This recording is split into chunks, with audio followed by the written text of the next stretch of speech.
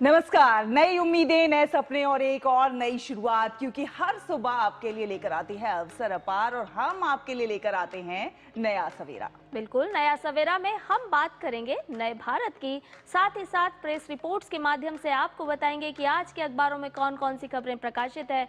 आत्मनिर्भर होते भारत की झलक भी आपको देखने को मिलेगी और आर्थिक विकास की भी झलक आपको दिखाएंगे। इसके साथ साथ खेल जगत में क्या है हिट और कैसे रह सकती है आपकी सेहत फिट, बात करेंगे इस पर भी। साथ ही साथ करेंगे टेक टॉक और नजर डालेंगे वर्ल्ड वॉच पर, वो हर बात जो आपके दिन को बनाएगी खास। मैं हूं शहला निगार और मेरे साथ हैं मेरी सहयोगी संध्या। बिल्कुल, सुप्रभात। और आइए नया सवेरा की कर लेते हैं शुरुआत अब तक की सुर्खियों के साथ।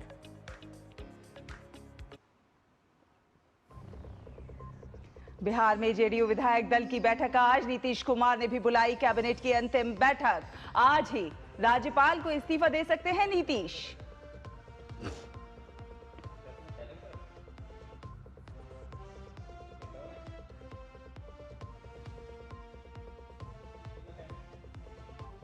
चुनावी हार और पारिवारिक कलह ने बढ़ाई आरजेडी की टेंशन। तेजस्वी यादव ने हार की समीक्षा के लिए बुलाई पार्टी पदाधिकारियों की बैठक।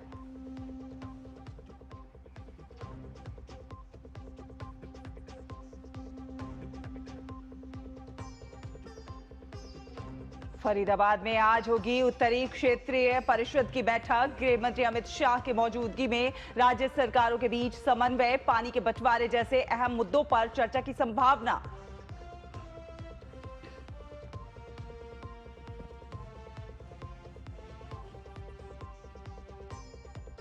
बांग्लादेश की पूर्व प्रधानमंत्री शेख हसीना और अन्य आरोपियों के लिए आज महत्वपूर्ण दिन। मानवता के विरुद्ध अपराध मामले में इंटरनेशनल क्राइम्स ट्रिब्यूनल सुनाएगा फैसला।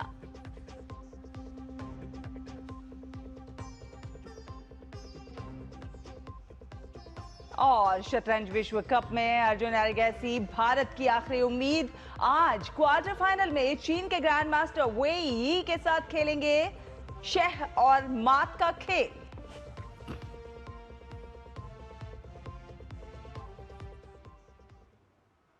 तो बिहार में चुनाव आचार संहिता संध्या खत्म हो गई है और इसी के साथ चुनाव आयोग ने इसकी आधिकारिक घोषणा भी कर दी है। बिहार के मुख्य चुनाव अधिकारी ने पटना के राज्यपाल आरिफ मोहम्मद खान को नवनिर्वाचित 243 विधायकों की सूची सौंपी है।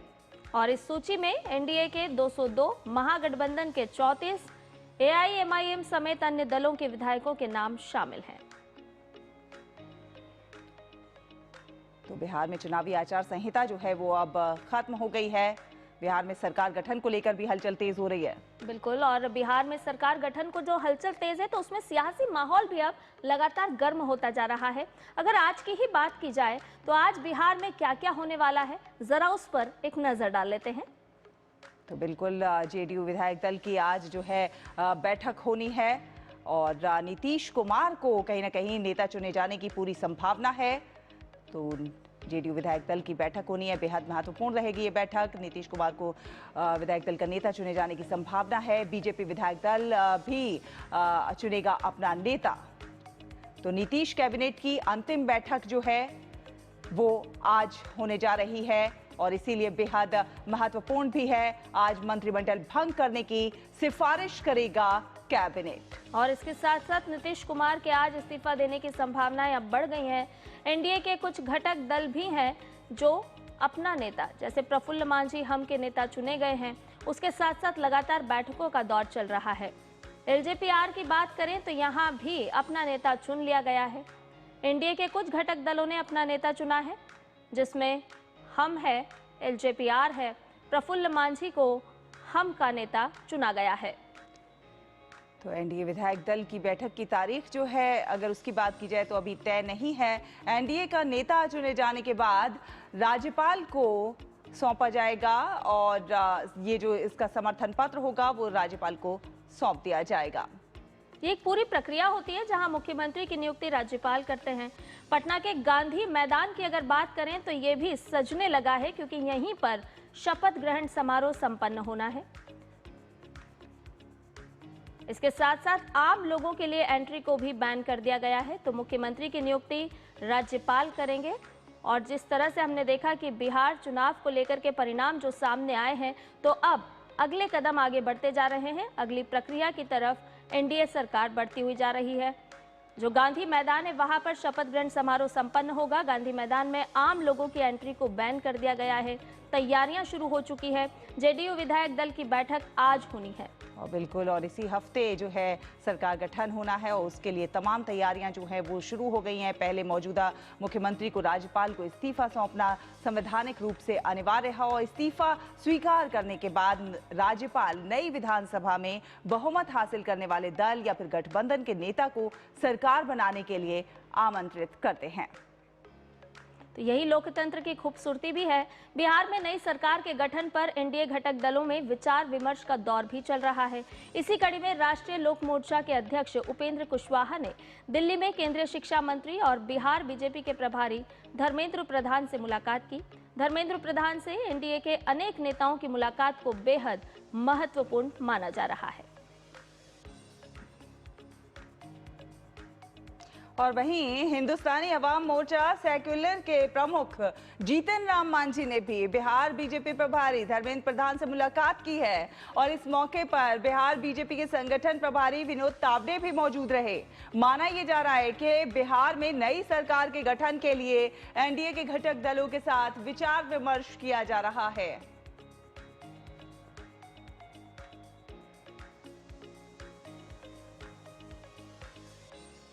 और इसके साथ साथ जेडीयू और एनडीए का पूरा घटक दल सरकार बनाने की तैयारियों में व्यस्त है, तो वहीं आरजेडी दोहरी मार का सामना कर रहा है। एक तो चुनावी हार और ऊपर से पारिवारिक कलह।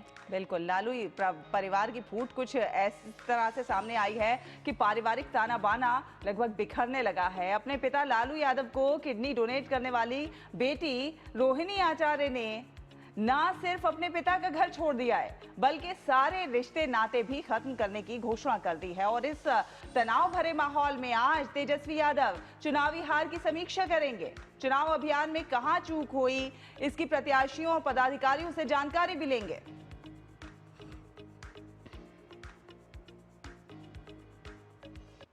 आप ये बात जाकर के तेजस्वी यादव किसके शह पे हुआ है उनसे जाके पूछिए, संजय यादव से पूछिए, रेचल यादव से पूछिए, क्या नाम है उसका, एक और लड़के का क्या नाम था, रमीश से जाके पूछिए। आप जाइए वहाँ पे इंक्वायरी कीजिए। मुझे बस इतना ही कहना है कि भगवान ना करे कि आप लोग के भी घर में कभी मेरे जैसी बहन बेटियां हो। जिस घर में भाई हो, भाई लोग का ही योगदान होना चाहिए। काहे सारा बलिदान बेटी लोग दी, और जब बेटी कुछ सवाल पूछे तो आप बोल दीजिएगा कि आप ससुराल में जाओ, तुम्हारा शादी हो गया है। तो महागठबंधन की करारी हार के बाद लालू परिवार की आपसी रार अब खुलकर सामने आ गई है। लालू प्रसाद को अपनी किडनी डोनेट करने वाली उनकी छोटी बेटी रोहिणी आचार्य ने अपने साथ गाली गलौज और मारपीट किए जाने के आरोप लगाए, तो सूबे की सियासत में हंगामा मच गया है। बिल्कुल, बहन रोहिणी के अपमान पर पहले से ही परिवार से अलग कर दिए गए तेज प्रताप और ज्यादा भड़क गए हैं। कहा है कि इस अन्याय का परिणाम बेहद भयावह होगा। उन्होंने पार्टी के इंस्टाग्राम हैंडल पर लिखा है कि मेरी बहन का अपमान किसी भी हाल में असहनीय है। सुन लो जयचंदों, परिवार पर वार करोगे तो बिहार की जनता तुम्हें कभी माफ नहीं करेगी। तेज प्रताप यादव ने राजद प्रमुख लालू यादव से आग्रह करते हुए कहा कि आपका केवल एक इशारा और बिहार की जनता इन जयचंदों को जमीन में खुद गाड़ देगी। आइए सुन लेते हैं कि रोहिणी ने कल क्या कुछ कहा है। अब ये जाकर के आप संजय, रमीश, तेजस्वी यादव से पूछिए। मेरा कोई परिवार नहीं है, वही लोग निकाला है हमको परिवार से, क्योंकि रिस्पॉन्सिबिलिटी लेना नहीं है उनको। पूरा दुनिया बोल रहा है जो चाणक्य बनेगा, तो चाणक्य से आप सवाल पूछिएगा। जब कार्यकर्ता चाणक्य से सवाल कर रहा है, पूरा देश दुनिया सवाल कर रहा है कि पार्टी का ये ऐसा हाल क्यों हुआ। अब जब संजय और रमीज इन लोग का नाम लीजिए तो आपको घर से निकाल दिया जाएगा, आपको बदनाम किया जाएगा, आपको गाली दिलवाया जाएगा, आपके ऊपर चप्पल उठा करके मारा जाएगा। तो विरोधी खेमे में इतनी ज्यादा टेंशन हो और बाकी नेता कुछ ना बोलें, ऐसा तो हो ही नहीं सकता है। सुनते हैं क्या कुछ बोला जा रहा है ताजा माहौल में। मैं इसके ऊपर कोई टिप्पणी नहीं करूंगा। क्योंकि जब एक परिवार ऐसी कठिन परिस्थितियों से गुजरता है तो वो किस मानसिक दबाव में रहता है, इसका अंदाजा मुझे है, क्योंकि मैं भी इस दौर से गुजरा हूँ। ऐसे में बस मैं सिर्फ इतनी प्रार्थना करता हूँ कि जल्द से जल्द ये पारिवारिक विवाद सुलझे। लालू जी, राबड़ी जी इस पर खामोश क्यों हैं? आखिर ये दूसरी घटना हुई, पहले ऐश्वर्या के साथ हुआ, ये आंसू लालू जी बहुत भारी पड़ेगा। जिस रोहिणी आचार्य ने किडनी देकर लालू जी की जिंदगी बचाई और आज उसको ये दिन देखना पड़े, ये उचित नहीं है। इसको जरूर लालू जी को, राबड़ी जी को ध्यान देना चाहिए। तो मधुरेश नारायण पटना से हमारे सहयोगी संवाददाता हमारे साथ जुड़ गए हैं ताज़ा अपडेट लेकर के। आइए उनसे बात कर लेते हैं। मधुरेश, सबसे पहले तो यही बताइए कि अब बिहार में सरकार गठन की तैयारियां तेज हो चली है, घटक दलों में भी नेता चुने जाने की तैयारियां हो रही है, हम की तरफ से नेता चुना जा चुका है और अन्य दलों की बैठक भी संभावित है। ऐसे में अब बिहार में किस तरह की हलचल तेज है? देखिए, सरकार बनाने की जो सारी कवायद है वो तो 14 तारीख की शाम से ही शुरू हो गई थी, जब एनडीए को प्रचंड बहुमत मिल गया था और एनडीए के जो भी घटक दल थे वो आश्वस्त थे कि अब कोई खींचतान की स्थिति बन नहीं रही है तो सरकार उनकी ही बननी है। और मुख्यमंत्री का चेहरा तो पहले से ही कहा जा रहा था कि नीतीश कुमार ही होंगे और नीतीश कुमार इस बार जब मुख्यमंत्री पद की शपथ लेंगे तो 10वीं बार वो मुख्यमंत्री पद की शपथ ले रहे होंगे।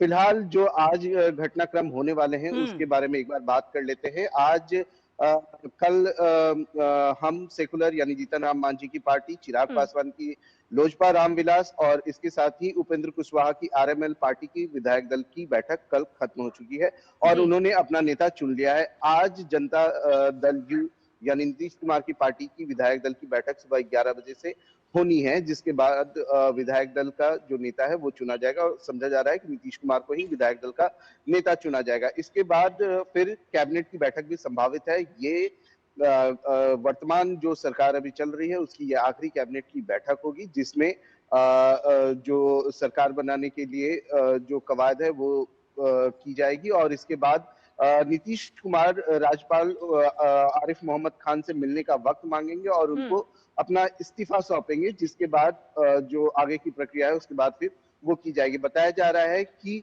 20 से 21 तारीख को पटना के गांधी मैदान में शपथ ग्रहण समारोह का आयोजन किया जाएगा और बाकायदा आज से उसकी तैयारी भी शुरू कर दी गई है। पटना के गांधी मैदान में आज से आम लोगों की एंट्री बंद कर दी गई है और जो तैयारियां हैं टेंट वगैरह लगाने की, वो सारी चीजें आज से शुरू हो गई हैं। तो निश्चित रूप से जो कवायद है बिहार में सरकार बनाने की वो अब काफी तेजी से चल रही है। इस बीच हम देख रहे हैं कि लगातार जो बैठकों का दौर है वो भी चल रहा है। पटना के साथ में दिल्ली में भी बैठकों का दौर चल रहा है। जो घटक दल हैं उनके जो बड़े नेता हैं वो लगातार धर्मेंद्र प्रधान हो या अमित शाह हो या विनोद तावड़े हो, उनसे लगातार मुलाकात कर रहे हैं और इसके साथ ही जो शुभकामनाओं के साथ में जो मंत्री परिषद का गठन होगा उसमें भी अपनी संभावित पद के बारे में भी बातचीत कर रहे हैं। मधुरेश, सरकार बनाने की कवायद तेज है और प्रचंड बहुमत के साथ ये नई सरकार जो है वो बनने जा रही है। वहीं बात करें हम अगर विपक्ष की, ये बात करें हम आरजेडी की, तो आरजेडी का तो बहुत बुरा हाल है। इतनी करारी हार के बाद जहां पार्टी अपने जो है करारी हार की समीक्षा करने जा रही है, वहीं कहीं ना कहीं समीक्षा अपने परिवार की भी उन्हें करनी होगी। जिस तरह से परिवार में जिस तरह से महिला का अपमान, खुद बहन का अपमान हो रहा है, उस पर क्या कहेंगे वो? देखिए, बहन के अपमान से पहले एक थोड़ा सा पीछे चले जाइए। ऐश्वर्या राय उन्हीं के परिवार की बहू थी जिन्हें अपमानित करके और पीट करके घर से निकाला गया था और उन्होंने भी बाकायदा कैमरे पे आकर के इस बात को कहा था कि मेरे साथ मारपीट हुई है और मुझे घर से निकाला गया है। इसके बाद में तेज प्रताप यादव के साथ में भी ऐसी घटना हुई, उनको भी परिवार से बेदखल कर दिया गया और अब रोहिणी आचार्य जिन्होंने किडनी डोनेट किया था लालू प्रसाद यादव को, और उनको भी अब घर से निकाल दिया गया है, बेइज्जत किया गया है, मारपीट की गई है। ये अपने आप में एक बहुत गंभीर विषय है। दूसरी तरफ आज तेजस्वी यादव हार की समीक्षा को लेकर के एक बैठक दोपहर 2 बजे कर रहे हैं, जिसमें जीते हुए जो विधायक हैं और जो हारे हुए उनके प्रत्याशी हैं उन सबको बुलाया गया और हार की समीक्षा होगी।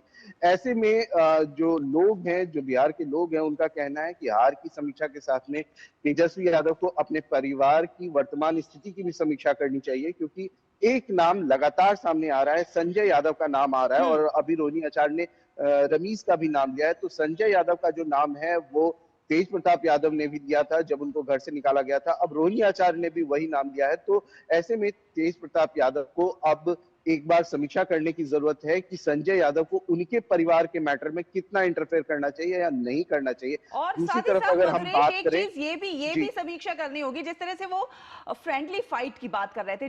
हमने हमेशा देखा है चुनावों में फ्रेंडली फाइट से कहीं ना कहीं नुकसान ही होता है और जो दूसरा पक्ष होता है उसको कहीं ना कहीं फायदा होता हुआ नजर आता है। और इसे ये फ्रेंडली फाइट को बहुत ही इजी तरीके में ले रहे थे, जिसे आम जन भी पचा नहीं पा रहा था। कहीं ना कहीं उससे नुकसान हुआ है या वोट चोरी का जो मुद्दा था वो कहीं ना कहीं विफल होता हुआ पूरी तरह से नजर आया?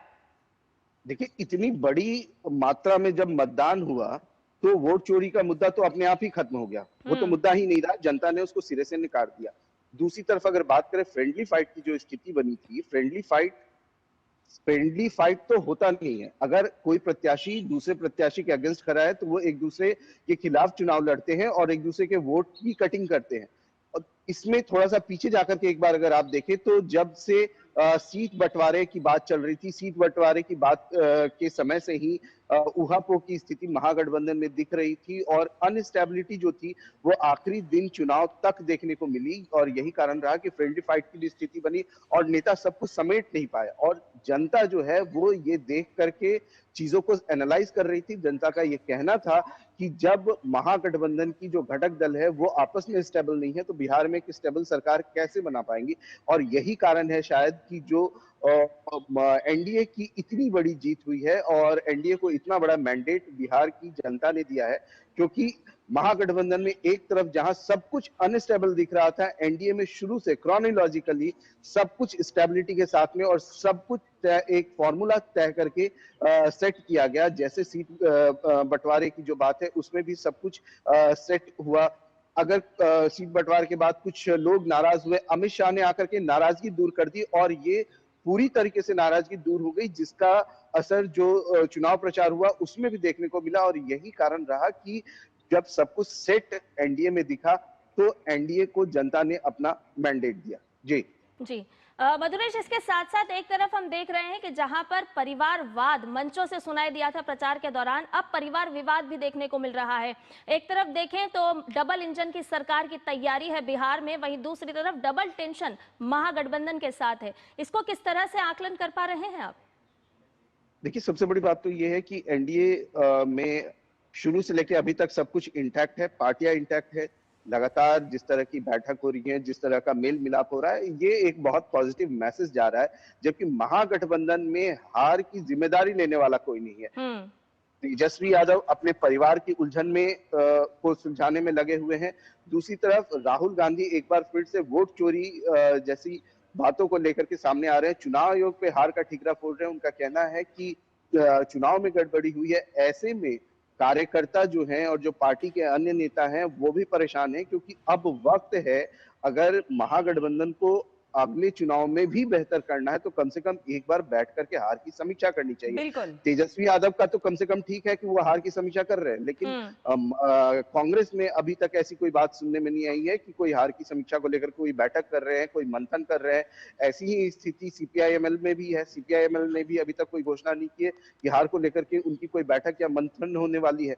बिल्कुल मधुरेश, यानी कि जीत का ताज कौन पहनेगा ये लगभग तय है बिहार में, लेकिन ये हार का कांटों भरा ताज महागठबंधन में कौन पहनेगा ये अभी तक तय नहीं है, क्योंकि आपस में ही जिस तरह से टेंशन चल रही है परिवार को लेकर के, तो एक बार फिर ना केवल संगठन की आपको समीक्षा करनी होगी बल्कि परिवार की भी समीक्षा आपको करनी होगी। ये बहुत ही जरूरी हो जाता है। बहुत बहुत शुक्रिया मधुरेश, तमाम अपडेट हमसे साझा करने के लिए।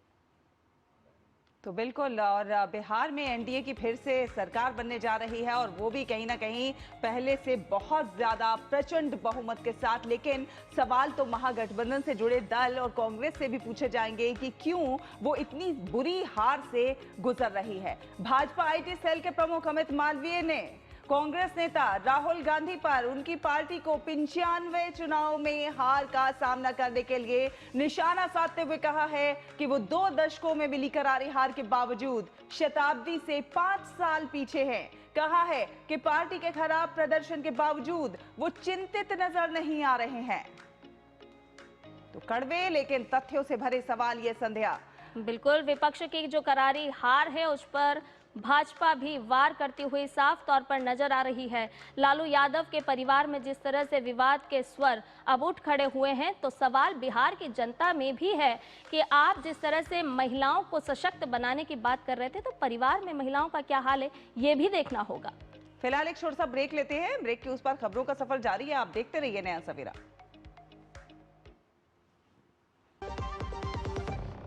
सुनो, एक अच्छी इंश्योरेंस पॉलिसी एआई से पूछते हैं। एक ऐसी पॉलिसी जिसमें प्रीमियम पेमेंट हो लिमिटेड पर इनकम आती रहे लाइफ टाइम।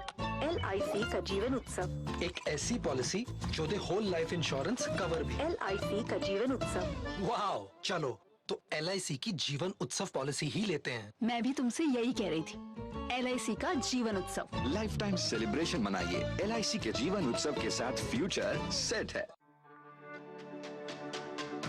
मेरी पसंद, मेरी पसंद, मेरी पसंद, मेरी पसंद, हमारी पसंद, हम सबकी पसंद। मजबूत देश का मजबूत सरिया हो गया स्टील। कौन है जो जोड़े देश को? विकसित भारत का विकसित भारत।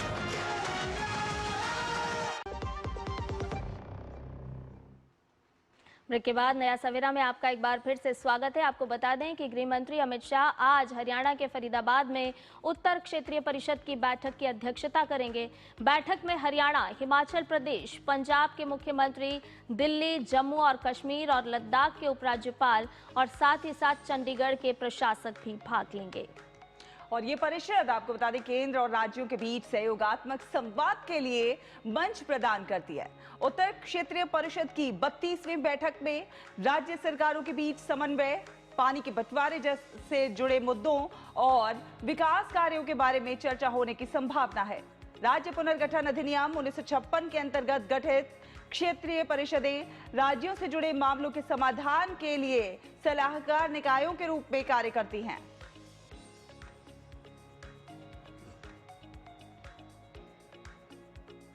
खबर के माध्यम से आपको लिए चलते हैं पश्चिम बंगाल, क्योंकि यहां SIR के दूसरे चरण में प्रवेश कर लिया गया है। गणना प्रपत्र वितरित करने के बाद BLO ने फॉर्म वापस लेना शुरू कर दिया है। आयोग ने सूचित किया है कि राज्य के 7,66,37,000 मतदाताओं में से रविवार रात 8 बजे तक 7,61,00,000 एनुमरेशन फॉर्म वितरित किए जा चुके हैं। प्रतिशत के हिसाब से एनुमरेशन फॉर्म वितरण की दर 99.42% है। और अब तक फॉर्म जमा करने के बाद 54,27,000 फॉर्म BLO द्वारा ऐप में दर्ज किए गए हैं, जिसकी प्रतिशत दर 7.8 है।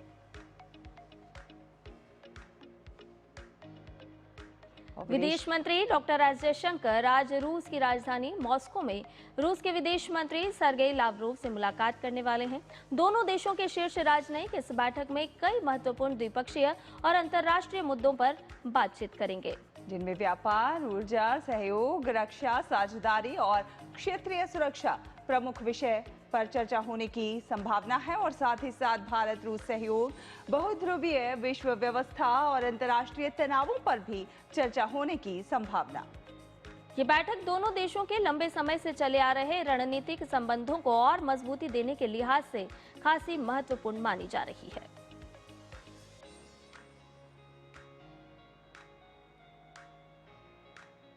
और खबर बांग्लादेश से जुड़ी। जी हां, बांग्लादेश का अंतर्राष्ट्रीय अपराध न्यायाधिकरण आज शेख हसीना पर जुड़े मानवता के विरुद्ध अपराध के बहुचर्चित मामले में फैसला सुनाएगा। उनके 2 करीबी सहयोगियों पर भी गंभीर आरोप लगे हैं। राजधानी ढाका में सुरक्षा बढ़ा दी गई है। ये आरोप जुलाई-अगस्त 2024 के छात्र नेतृत्व वाले विद्रोह से उत्पन्न हुए हैं, जिसके दौरान अभियोजकों का आरोप है कि तत्कालीन अवामी लीग सरकार ने प्रदर्शनकारियों का हिंसक दमन किया था। शेख हसीना के साथ पूर्व गृह मंत्री असदुज्जमा खान कमाल और पूर्व पुलिस प्रमुख चौधरी अब्दुल्ला अल मामून पर भी मुकदमा चल रहा है, जो अब सरकारी गवाह बन गए हैं। शेख हसीना और कमाल पर अशांति के बाद देश छोड़कर भागने के बाद उनकी अनुपस्थिति में मुकदमा चलाया जा रहा है।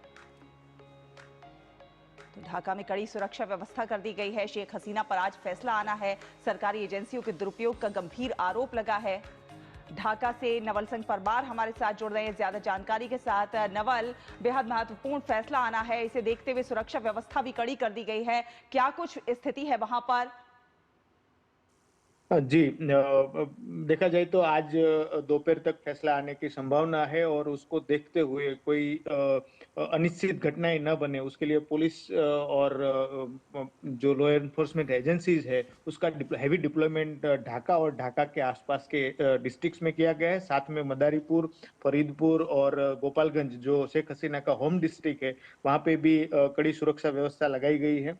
पिछले कुछ दिनों से, पिछले 1-2 सप्ताह से देखा जाए तो बांग्लादेश में काफी वारदातें हुई है जिसमें आगजनी, क्रूड बम ब्लास्ट और गन फायर और जो पॉलिटिकल पार्टीज में विद इन पॉलिटिकल पार्टी इनफाइट भी काफी चल रहा है। तो उसको लेके जो लॉ एंड ऑर्डर का सिचुएशन है वो बांग्लादेश में अभी बेहद अच्छा नहीं कह सकते उसको हम, और खराब ही कह सकते हैं। और साथ में देखा जाए तो पॉलिटिकल माहौल भी बांग्लादेश का अभी काफी टेंस है क्योंकि कुछ ही महीनों में बांग्लादेश में इलेक्शन होते हुए ये जो आज का जो वर्डिक्ट रहेगा, चुकादा रहेगा, उसका एक बड़ा प्रभाव पॉलिटिकल सिचुएशन जो है बांग्लादेश का उसके ऊपर पड़ने की पूरी संभावना है। नवल सिंह, इस पूरे मामले को अगर देखें तो इसमें अभियोजकों का जो पक्ष है वो किस तरह की दलीलें पेश करता हुआ नजर आ रहा है? जो अभियोजक पक्ष है उनका क्या कुछ कहना है इस पूरे मामले को लेकर? वैसे देखा जाए तो अभियोजकों का मानना है कि ये जो हिंसा हुई थी जुलाई-अगस्त 2005 में, उसमें हिंसा में 2 तरीके का मतलब 2 पार्ट में, मैं यहाँ पे ही था उस टाइम पे बांग्लादेश में, तो उसमें मैं ये कह सकता हूँ कि 2 हिस्से थे उसके। एक ये था कि जब प्रोटेस्ट चल रहा था तो प्रोटेस्टरों को, प्रदर्शनकारियों को रोकने के लिए, दबाने के लिए जो सरकार की ओर से बल प्रयोग किया गया। हालांकि सरकार अपना मतलब जान माल की सुरक्षा के लिए करता है, तो उसको देखा जाए तो उसमें सरकारी एजेंसियों के ऊपर, गवर्नमेंट के ऊपर एक आरोप है कि उन्होंने बल प्रयोग किया, उसमें कहीं जाने गई हिंसा हुई थी। दूसरा पक्ष ये भी है कि जैसे प्रोटेस्ट एक अपना चरम सीमा को लांघ गया तो उसके बाद प्रोटेस्टरों ने जो पॉलिटिकल लीडर्स या तो पुलिस के ऊपर बड़े हमले हुए थे, उसमें कई पुलिस अफसर, पुलिस जवान भी उसमें जान गंवाई है। तो हिंसा जो है वो दोनों तरफ हुई है। लेकिन अभी जो मामला जो चल रहा है, ये मामला ये है कि शेख हसीना और उनके जो टॉप सहयोगी है उसमें पूर्व गृह मंत्री और पुलिस चीफ का भी नाम है, उन्होंने जरूरत से ज्यादा अधिक बल प्रयोग किया प्रोटेस्ट को दबाने के लिए। तो प्रोसिक्यूशन का ये डिमांड है कि मैक्सिमम पॉसिबल पनिशमेंट जो है वो शेख हसीना और उनके सहयोगियों को दिया जाए। नवल सिंह, ये जो हसीना के समर्थक हैं वो इसे राजनीति से प्रेरित मान रहे हैं और इसे जो है राजनीति से प्रेरित बता रहे हैं। ऐसे में अगर जो है अगर इनके विरुद्ध फैसला आता है तब शेख हसीना के पास क्या कोई ऑप्शन होगा अपने बचाव का? देखिए, ये ट्राइब्यूनल का केस है, उसके ऊपर अपील भी होता है। पहले भी पॉलिटिकल केसेस ऐसे हुए थे शेख हसीना और उनके जो विरोधी है उनके ऊपर भी। तो गवर्नमेंट बदलने से आने वाले समय में, जैसे अभी बीएनपी के जो इंटरिम चीफ है, मतलब एक्टिंग चेयरपर्सन, उनके खिलाफ काफी गंभीर आरोप थे हैंड ग्रेनेड का यूज करने का और काफी बड़ी तादाद में हिंसा फैलाने का, लेकिन अभी वो बरी हो चुके हैं। तो बांग्लादेश में जो जुडिशियल प्रोसेस है, कहीं ना कहीं जो करंट गवर्नमेंट रहता है उसका इन्फ्लुएंस रहता है, तभी तो उस गंभीर आरोप होने के बावजूद भी वो फ्री हो चुके हैं अभी। तो आने वाले समय में ये कहीं ना कहीं देखा जाए तो उनके खिलाफ अपील का भी ऑप्शन रहेगा। दूसरा, उनके जो समर्थक वर्ग है उनमें तो ये एक मानना है उन लोगों का कि ये पॉलिटिकली जो स्कोर सेटल करने के लिए पॉलिटिकली मोटिवेटेड टाइप के केसेस है। चलिए, बहुत धन्यवाद ये तमाम जानकारी हम तक पहुंचाने के लिए नवल सिंह परमार। और इसके साथ ही फिलहाल एक छोटे से ब्रेक के लिए रुक रहे हैं, लेकिन ब्रेक के बाद जब लौटेंगे तो बात करेंगे समाचार पत्रों की और उसमें प्रकाशित महत्वपूर्ण खबरों की।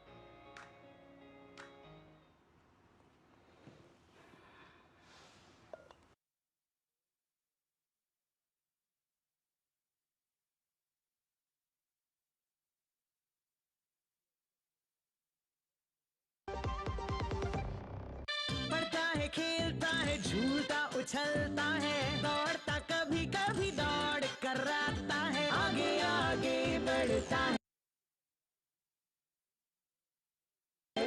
इंडिया, अमूल दूध पीता है इंडिया। जब धरती चीर कर निकलता है लोहे का पत्थर और मिलता है मोंगिया के जोश से, फिर तपता है, पिघलता है और बनता है फौलाद। अब होता है सरिया सारी खूबियों के साथ। मोंगिया स्टील, मजबूत देश का मजबूत सरिया। कौन है जो जोड़े देश को? विकसित भारत का विकसित वायर।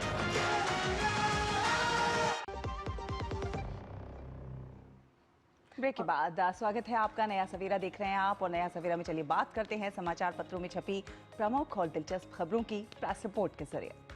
बिल्कुल, तो प्रेस रिपोर्ट की अगर हम बात करें तो पहली खबर का रुख कर लेते हैं। पहली खबर अंतर्राष्ट्रीय व्यापार मेले से जुड़ी हुई है। जी हां, जो अपनी ओर लगातार लोगों को आकर्षित कर रही है। अंतर्राष्ट्रीय व्यापार मेले के पहले संडे की अगर हम बात करें तो 30,000 से ज्यादा दर्शक इस मेले में पहुंचे हैं और खरीदी भी कर रहे हैं। आपको बताएं कि 44वें भारतीय अंतर्राष्ट्रीय व्यापार मेला के पहले संडे पर भारत मंडपम के हॉल नंबर 11 में काफी भीड़ देखी गई। यहाँ अलग अलग कंपनियों के उपभोक्ता उत्पादों की प्रदर्शनी लगाई हुई है और लोग हमेशा मेले में जब पहुंचते हैं तो कोई यूनिक चीज ढूंढते हैं और वो उनकी जो खोज है वो इस मेले में पूरी होती हुई नजर भी आ रही है। यहाँ आने वाले लोग बड़ी मात्रा में खरीदी भी कर रहे हैं। और इसके साथ साथ आपको बताएं कि ITPO के एक अधिकारी ने बताया है कि मेले के पहले संडे बिजनेस डे होने के बावजूद लोगों ने काफी उत्साह दिखाया है और लगभग 30 से 40 हजार लोग मेले में पहुंचे हैं। तो आप अंदाजा लगा सकते हैं कि यहाँ पर लोग खरीदी कितने बड़े पैमाने पर कर रहे हैं। इसके अलावा ट्रेड फेयर में दिल्ली ट्रैफिक पुलिस ने भी एक अनोखी पहल की है। वो अनोखी पहल क्या है उसके लिए आप भी जाइए ट्रेड फेयर में। हॉल नंबर 1 की बात करें तो वो भी आकर्षण का केंद्र बना हुआ है। प्रगति मैदान में जो ये अंतर्राष्ट्रीय व्यापार मेला चल रहा है, यहाँ पर पहले तल पर दिल्ली ट्रैफिक पुलिस ने एक विशेष स्टॉल भी लगाया है, उसको भी आप जरूर देखिएगा। तो अल्मोड़ा का कॉपर और गुड़गांव के लड्डू भी आकर्षित कर रहे हैं यहाँ आने वाले लोगों को। और बिल्कुल, और अगली खबर हम ले रहे हैं जनसत्ता समाचार पत्र से, जिसमें जलवायु अनुकूल नजरिए से भारत विकास कर रहा है। इस खबर को प्रमुखता से प्रकाशित किया है।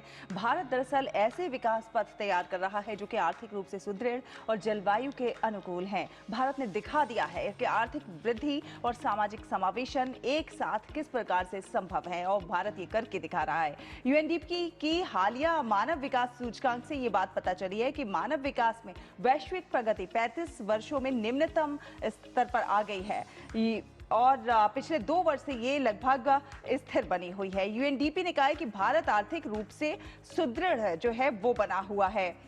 आर्थिक वृद्धि और सामाजिक समावेशन किस प्रकार से एक साथ संभव है, अपनी सफलता की कहानियों से ऐसे उदाहरण पेश कर रहा है भारत, जो कि अधिक न्याय संगत दुनिया के निर्माण में सहायक नजर आ रहे हैं। अगली खबर की भी बात कर लेते हैं। ये है मधुमेह से जुड़ी हुई खबर, लेकिन इससे कैसे आप बच सकते हैं उसको ये खबर बता रही है। दरअसल मधुमेह के घाव भरने में मददगार होगी नई दवा। आज वैज्ञानिकों की इस खोज के माध्यम से ये खबर प्रकाशित है कि इलाज के किस तरह से नए रास्ते, नए द्वार खुलते हुए नजर आ रहे हैं। हालांकि न्यूयॉर्क के शोधकर्ताओं ने शरीर के अंदर मधुमेह से होने वाले नुकसान को कम करने का ये एक नया तरीका ढूंढा है। आपको बताएं कि NYU Grossman school of medicine के वैज्ञानिकों ने रेस 406R नामक एक छोटा अणु यौगिक खोजा है। आपको बताएं कि भारत की अगर बात करें तो यहाँ 10 करोड़ से ज्यादा लोग मधुमेह से पीड़ित हैं। तो अगर ये कारगर होता है तो भारत के लोगों के लिए भी बहुत ही मददगार होगा। मधुमेह भारत सहित पूरी दुनिया के लिए लोग गंभीर हैं। ICMR के आंकड़े बता रहे हैं कि भारत में 10 करोड़ से ज्यादा लोग इसी बीमारी की चपेट में हैं और इसके साथ साथ 9 में से लगभग 1 वयस्क, दुनिया की अगर बात करें तो पूरी दुनिया में मधुमेह से पीड़ित है। 85 करोड़ लोग 2050 तक मधुमेह की चपेट में आ सकते हैं, इस तरह की स्टडी बता रही है। तो इससे कैसे बचना है उसके लिए भी अब तरीके खोजे जा रहे हैं। अब ये नई दवा की बात करते हैं कि नई दवा क्या करती है। तो आपको बताएं कि छोटा सा मॉलिक्यूल रेस प्रोटीन को टारगेट करेगा और अभी तक कोई इलाज डायबिटीज की जटिलताओं की जड़ को नहीं छूता था, लेकिन ये छुएगा। दवा रेस 406R शुगर कम नहीं करती बल्कि हानिकारक प्रोटीन रेस के काम को ब्लॉक कर देती है। इसके अलावा डॉक्टर एन मैरी शिमट ने कहा है कि मानव ट्रायल में दवा सफल हुई है तो इसके बड़े फायदे भी होते हुए नजर आएंगे। और एक और अच्छी खबर है ये है नवभारत टाइम्स से हम उठा रहे हैं। दरअसल पंडुम कैफे में नक्सलियों ने एक नई शुरुआत की है। यहां पर उम्मीद की डिश पक रही है। हथियार छोड़ने वाले नक्सली अब जायका परोसते हुए नजर आ रहे हैं। जी हां, रविवार का दिन समाज की मुख्य धारा में लौट चुके नक्सलियों के लिए एक विशेष दिन रहा, क्योंकि छत्तीसगढ़ और पूरे देश के लिए यह ऐतिहासिक रहा जब सोमवार को छत्तीसगढ़ के बस्तर रेंज के जगदलपुर में पंडुम कैफे नाम के एक कैफे जो है रेस्टोरेंट आज खुल रहा है, जिसकी खूब चर्चा हो रही है। और क्योंकि इसमें गेस्ट जो सर्विस देंगे, आने वाले गेस्ट को जो सर्विस देंगे, वो कभी लोगों का खून बहाने वाले नक्सली हुआ करते थे। जी हाँ, लेकिन अब ये जो है जायका परोसते हुए नजर आएंगे। तो पंडुम कैफे है, बस्तर में खुला है ये उम्मीदों का कैफे, और 6 महिलाओं समेत 12 स्टाफ जो है यहाँ पर मौजूद है नक्सलियों का, जो कि लोगों को यहाँ पर सर्विस परोसता हुआ नजर आएगा। लजीज व्यंजन आपको यहाँ पर खाने को मिलेंगे, जायका मिलेगा, जिसमें तमाम ऐसे व्यंजन जो आप जो है खाना पसंद करते हैं वो यहाँ पर आपको खाने को मिलेंगे। तो सामाजिक और आर्थिक विकास की शुरुआत के तौर पर हम इसे एक बेहद बेहतरीन प्रयास कह सकते हैं। बिल्कुल, तो अखबारों की जगत से आज ये तमाम खबरें हम आपके लिए समेट कर लाए, जो बहुत ही महत्वपूर्ण है आपके लिए। अक्सर दौड़ भाग भरी जिंदगी में हम भूल जाते हैं, हेडलाइन के अलावा हम बाकी स्टोरी पढ़ना रह जाती है। तो हमारा फोकस भी यही है कि वो अलग अलग क्षेत्रों से हम स्टोरी, वो खबरें आपके लिए अखबारों के माध्यम से समेट के लाएं। और इसके साथ ही अब समय हो चुका है हमारे खास सेगमेंट साइंस स्पार्क का। तो साइंस स्पार्क में आज बात होगी साइंस एंड टेक्नोलॉजी के फील्ड में तेजी से ग्रो करते भारत की। बात करेंगे सेमीकंडक्टर की, या फिर बात करें स्पेस सेक्टर की। भारत लगातार मजबूती से आगे बढ़ रहा है। बिल्कुल, हाल ही में भारत सरकार ने emerging science technology and innovation conclave यानी कि ESTIC 2025 से एक नए टेक एरा की शुरुआत कर दी है। तो आइए चलते हैं अपने सहयोगी गौरव के पास और जानते हैं इसी से जुड़ी हुई महत्वपूर्ण जानकारी विस्तार के साथ।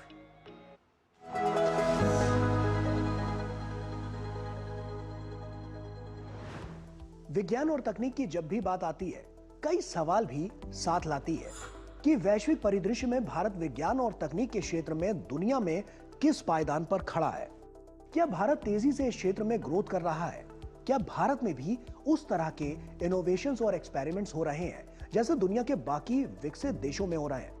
इस तरह के कई सवाल हैं जो आपके मन में जरूर उठते होंगे। इन सवालों का जवाब आपको हम दें, उससे पहले आपको यह बता दें कि हाल ही में भारत सरकार ने इमर्जिंग साइंस, टेक्नोलॉजी और इनोवेशन कॉन्क्लेव ESTIC 2025 से एक नए युग की शुरुआत कर दी है, जो कि विज्ञान और तकनीक के क्षेत्र में अनुसंधान और विकास के इकोसिस्टम को बढ़ावा देने के लिए एक गेम चेंजर साबित होगा। तो आइए साइंस स्पार्क के इस एपिसोड में हम भारत के विज्ञान और तकनीकी भविष्य के बारे में विस्तार से जानते हैं। पहला सवाल, क्या है ESTIC 2025 और कैसे मिलेगा इससे फायदा?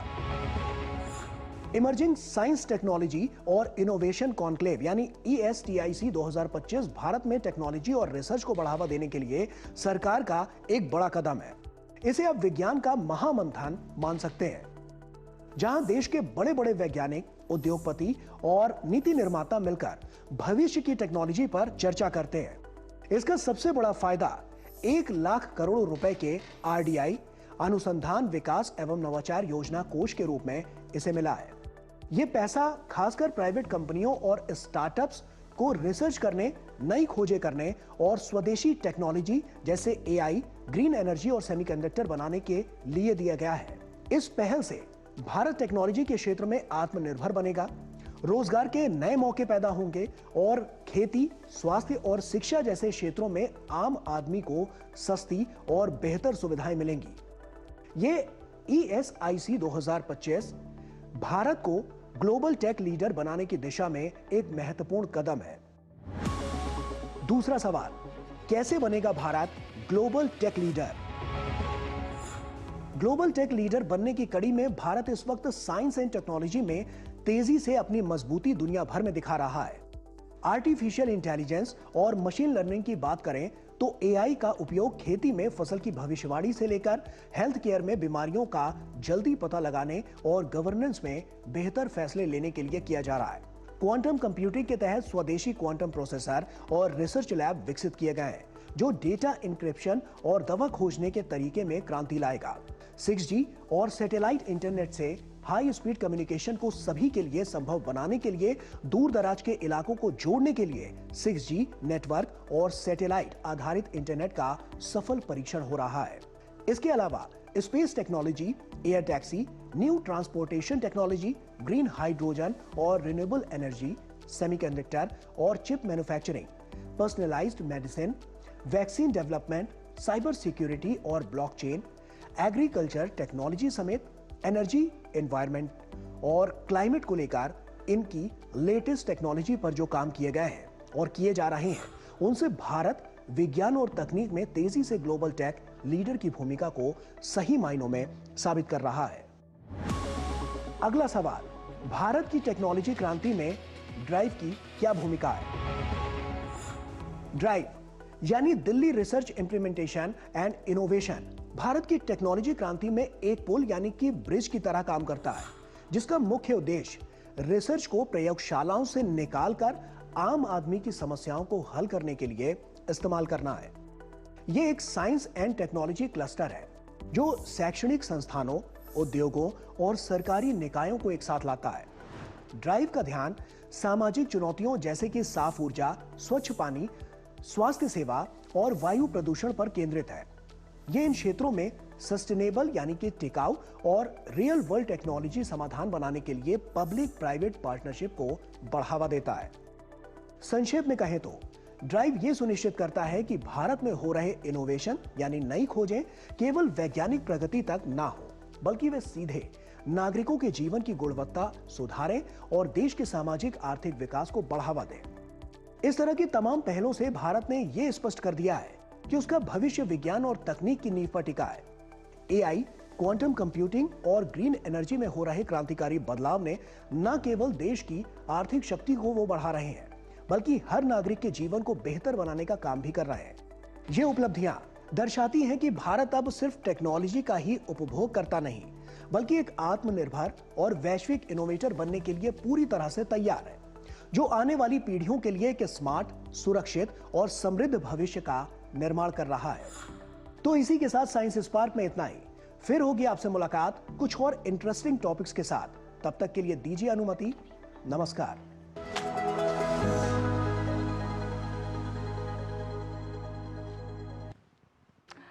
और दिल्ली में चल रहे अंतर्राष्ट्रीय व्यापार मेले में आजमगढ़ की साड़ियां जहां आकर्षण का केंद्र बनी हुई हैं, तो वहीं एक जिला एक उत्पाद के तहत भी उत्पाद प्रदर्शित किए गए हैं। और भी क्या कुछ है खास इस अंतर्राष्ट्रीय व्यापार मेले में, खबर के माध्यम से तो हमने आपको बताया, लेकिन अब आप देख लीजिए हमारे संवाददाता गिरीश निशाना की इस खास रिपोर्ट को और देखिए कि और भी क्या कुछ खास है, ताकि आप जब बाजार में पहुंचे तो उस चीज की खरीदारी कर सकें। मंडप में 44वां भारत अंतर्राष्ट्रीय व्यापार मेला चल रहा है। इस बार मेले की थीम एक भारत श्रेष्ठ भारत रखी गई है।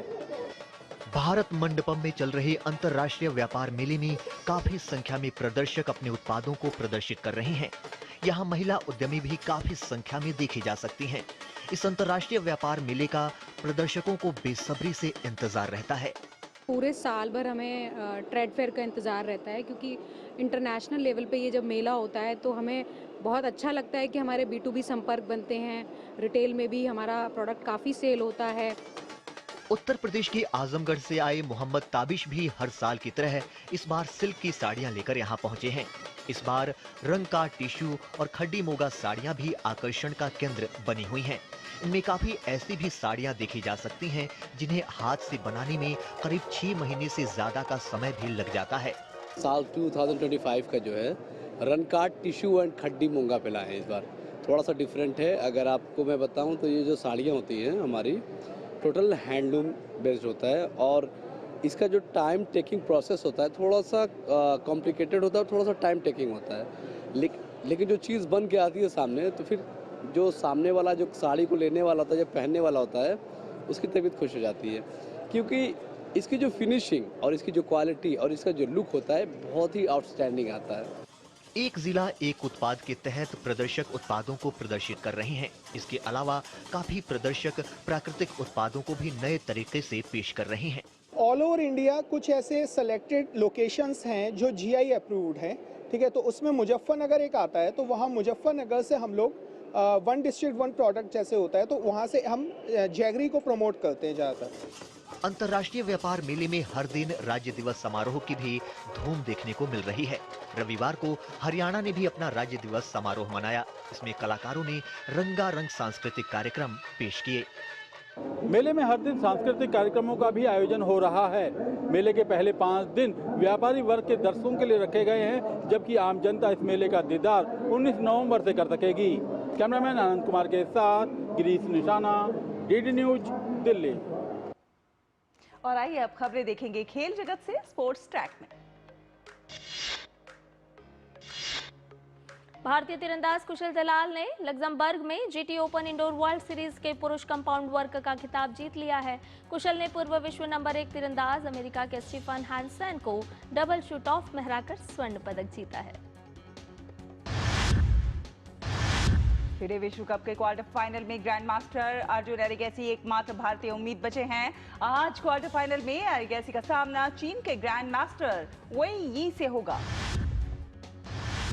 भारत के अनुभवी ग्रैंड मास्टर पी हरिकृष्णा को शतरंज विश्व कप के 5वें दौर में हार का सामना करना पड़ा है। पी हरिकृष्णा को 5वें दौर के टाई ब्रेक में मैक्सिको के होजे एडुआर्डो मार्टिनेज ने शिकस्त दी। टोक्यो में जारी डेफलिम्पिक के पहले दिन भारत के बधिर खिलाड़ियों का शानदार प्रदर्शन देखने को मिला। भारत की झोली में 4 पदक आए, जिसमें 1 स्वर्ण, 2 रजत और 1 कांस्य पदक शामिल रहा।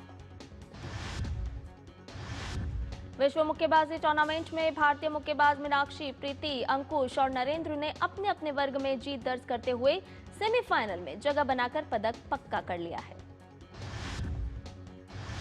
भारतीय कप्तान शुभमन गिल को अस्पताल से छुट्टी मिल गई है। शुभमन गिल गुवाहाटी में 22 नवंबर से शुरू हो रहे अगले टेस्ट में खेलेंगे या नहीं, इस पर फिलहाल सस्पेंस बरकरार। तो आइए बात कर लेते हैं आपकी और हमारी सेहत की, हमारे खास सेगमेंट फिटनेस मंत्र में। गर्भाशय के मुख या फिर ग्रीवा का कैंसर यानी कैंसर सर्विक्स महिलाओं में होने वाला आम कैंसर है और इसकी जल्द पहचान हो सकती है। आज विश्व गर्भाशय ग्रीवा कैंसर उन्मूलन दिवस पर ये खास रिपोर्ट जरूर देखिए।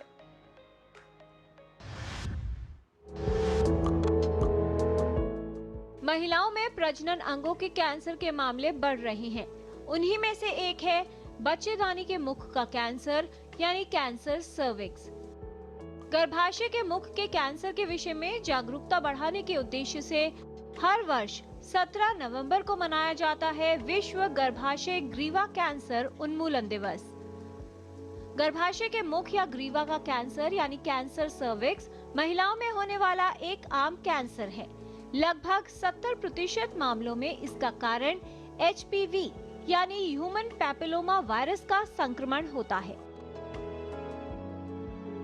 सर्वाइकल कैंसर जो कि गर्भाशय के मुंह का कैंसर जिसको बोलते हैं आम भाषा में, वो बहुत ही कॉमन, मतलब one of the most common cancers हैं इंडिया में अदर देन ब्रेस्ट कैंसर। और इसका कारण, मुख्य कारण जो है ये है HPV इन्फेक्शन।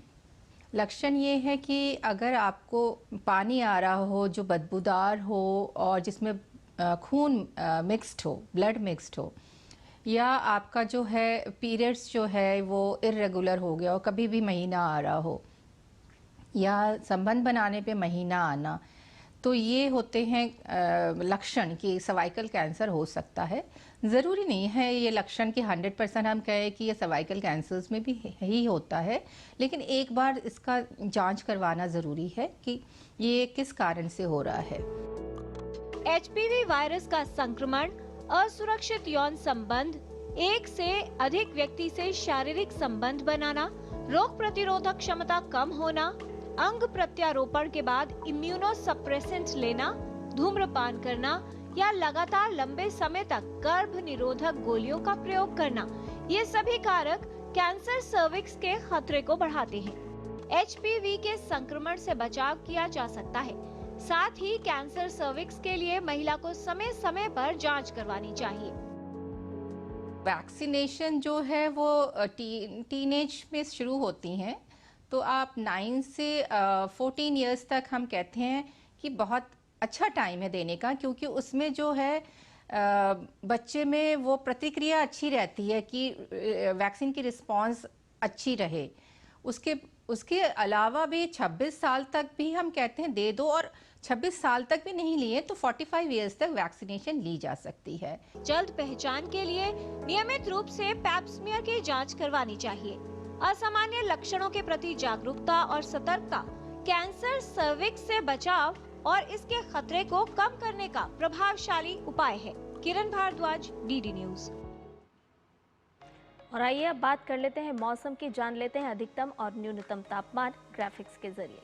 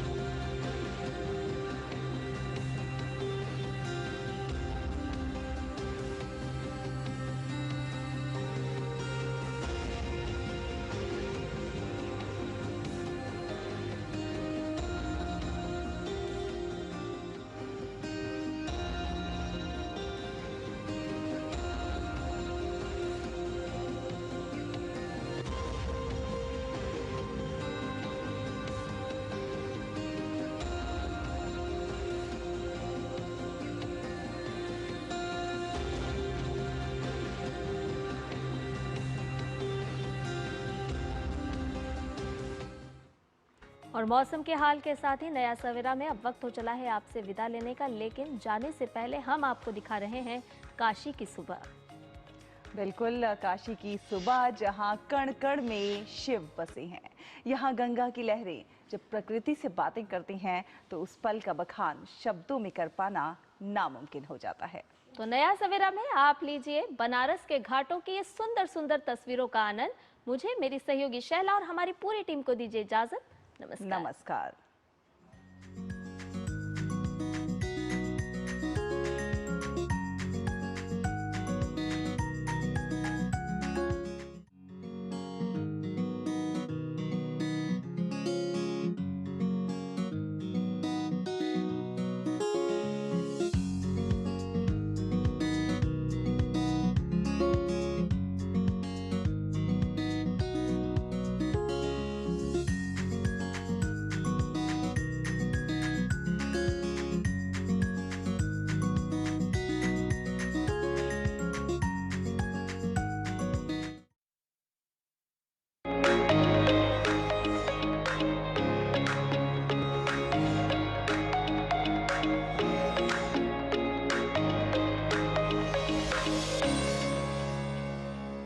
नया सवेरा के प्रायोजक थे LIC।